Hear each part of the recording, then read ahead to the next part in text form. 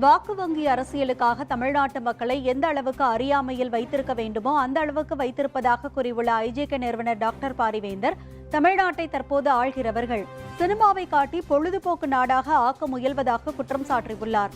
செங்கற்பட்டு மாவட்டம் காட்டாங்குளத்தூர் எஸ்ஆர்எம் பல்கலைக்கழகத்தில் ஐஜேகே தகவல் தொழில்நுட்ப அணி சார்பில் ஐஜேகே ஐடி விங் 2.0 விழா இன்று நடைபெற்றது. இதில் ஐஜேகே நிறுவனர் டாக்டர் பாரிவேந்தர் கலந்து கொண்டு சிறப்புரையாற்றினார். நிகழ்ச்சியின் தொடக்கமாக குத்துவிளக்கு ஏற்றப்பட்டு சிறப்பு விருந்தினர்களுக்கு மாலை அணிவிக்கப்பட்டது.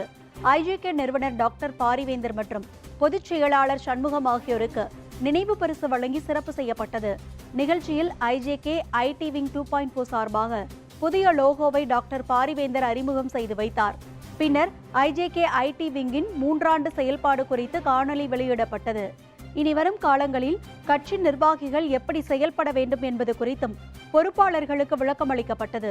சிறப்பாக செயல்பட்ட ஐஜேகே ஐடி விங் பொறுப்பாளர்களுக்கு பரிசுகளும் வழங்கப்பட்டன.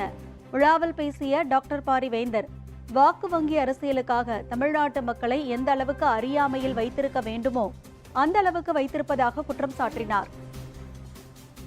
மக்களை எந்த அளவுக்கு அறியாமையில் இருக்க வைக்க வேண்டுமோ அந்த நிலையில்தான் வைத்திருந்தார்கள், இன்று வைத்து கொண்டிருக்கிறார்கள். காரணம், அவர்களுக்கு நோக்கமெல்லாம் வாக்கு. அந்த வாக்கு எந்த வகையில் பெற்றால் என்ன என்ற வகையில்தான் அவர்கள் கட்சி நடத்தினார்கள். இந்த கட்சி நடத்துகிற அவர்களையெல்லாம் சற்று உற்று நோக்கினால் அவர்கள் என்ன நோக்கத்திற்காக வந்தார்கள், என்ன படித்திருக்கிறார்கள், அப்படியே படித்திருந்தாலும் நல்ல கல்லூரியில், விவரமான கல்லூரியில், பெருமைக்குரிய கல்லூரியில் படித்திருக்கலாம் என்றால் இல்லவே இல்லை. நீங்கள்லாம் யாரும் தப்பாக நினச்சிக்காதீங்க. இன்றைக்கு ஆளுகிற கட்சியும் சரி, கட்சி ஆரம்பிக்க போகிறதும் சரி, நீங்கள் எல்லாம் இன்று பெரும் பெரும் தலைவர்களாக எண்ணிக்கொண்டிருக்கிற அந்த தலைவர்கள் அத்தனை பேரும் திராவிட கட்சியுடைய துவக்கத்திலிருந்து நிறைய படித்த கல்லூரியெல்லாம் அந்த மாணவர்கள் எல்லாம் இன்றைக்கு தலைவர்களாகி நாட்டை ஆண்டு கொண்டிருக்கிறார்கள். ஆகவே நீ என்ன ஆகப் போகிறாய் என்பதை நீ எந்த அளவில் உன்னுடைய பள்ளியை தேர்ந்தெடுக்கிறாயோ அங்கேயே உன்னுடைய எதிர்காலம் தெரிந்துவிடும்.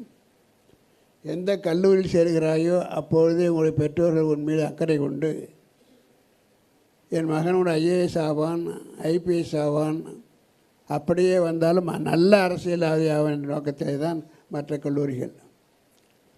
அதை யாரும் குறைவாக சொல்லவில்லை. அந்தந்த காலகட்டங்களில் அந்தந்த நேரங்களில் அவருடைய படிப்புத்தன்மை, திறமை, ஒழுக்கம் இவற்றையெல்லாம் வைத்துத்தான் அன்றைக்கு மாணவர்கள் சேர்க்கப்பட்டார்கள். அப்படியெல்லாம் சேர்க்கப்பட்ட கல்லூரியிலே படித்த மாணவர்கள் தான் இன்றைக்கு முதலமைச்சர்களும் மற்ற அமைச்சர்களும் 65 ஆண்டு காலமாக. இப்படிப்பட்டவர்களெல்லாம் நாடாண்டு ஆட்சியை பிடிக்கின்ற அந்த நேரத்தில் அவருடைய நோக்கம் எல்லாம் எப்படியாவது சினிமாவை தமிழ்நாட்டிலே வளர்க்க வேண்டும், அதன் மூலமாக தமிழ்நாட்டை பொழுதுபோக்கு ஒரு நாடாக ஆக்க வேண்டும், வளர்ச்சி பற்றி கவலையே படாத, குடும்பத்தை பற்றியே கவலைப்படாத ஒரு கட்சி எங்கேயாவது இருந்தால் சேர்ந்து கொண்டு தலைவனாகலாம் என்ற அடிப்படையில் அந்த கட்சிகள் துவங்கப்பட்டன. தலைவர்கள் தவறாகவே உருவாக்கப்பட்டார்கள், நாடும் கெடுக்கப்பட்டது. அதைத் தொடர்ந்து மாணவர்களும் கெடுக்கப்பட்டார்கள். இறுதியாக நாம் இன்றைக்கு அவருடைய செயல்பாடுகளை நாம் கண்டு இன்றைக்கு நாம் கஷ்டப்பட்டு கொண்டிருக்கிறோம். மாணவனுடைய எதிர்காலம் எல்லாம் கெட்டுக்கொண்டிருக்கிறது. இந்த நிலையில்தான் கணிதம் படித்து, பொறியியல் படித்து, அதற்கு பிறகு கல்லூரியிலே படித்து, அதற்கு பிறகு பள்ளிகளையும் கல்லூரிகளையும் ஆரம்பித்து,